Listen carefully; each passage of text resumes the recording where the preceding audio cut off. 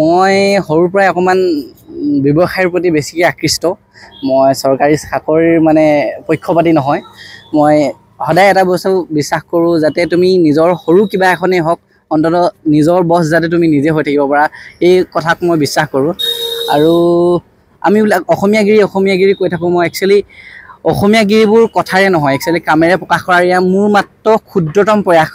গতিকে মই ভাবোঁ আপোনালোকেও যদি এই ক্ষেত্ৰত অসমীয়াগিৰিবোৰ কেৱল কথাৰ মাজতে সীমাবদ্ধ নাৰাখি কামেৰে যদি প্ৰকাশ কৰিবলৈ ওলাইহে আমি সকলোৱে হয়তো লাভৱান হ'ম।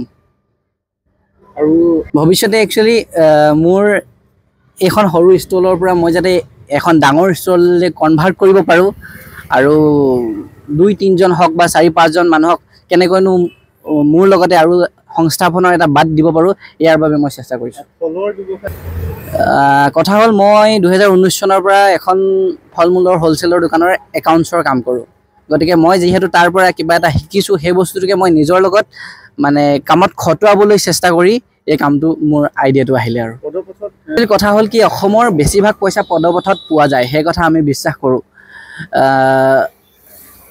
আমি অসমীয়া যুৱক হিচাপে যদি বজাৰ আমাৰ, পথাৰ আমাৰ, এই কনচেপ্টটো যে আমি যিহেতু কৈ থাকোঁ, সেই কথাখিনিকে যদি সাৰোগত কৰি যদি আমি প্ৰত্যেকজনে নিজৰ বজাৰখন নিজৰ হাতৰ মুঠিত ৰাখিব পাৰোঁ, তেন্তে আমি সকলোৱে আগবাঢ়ি যাব পাৰিম বা সফলতাৰ শিখৰত আগবাঢ়িব পাৰিম।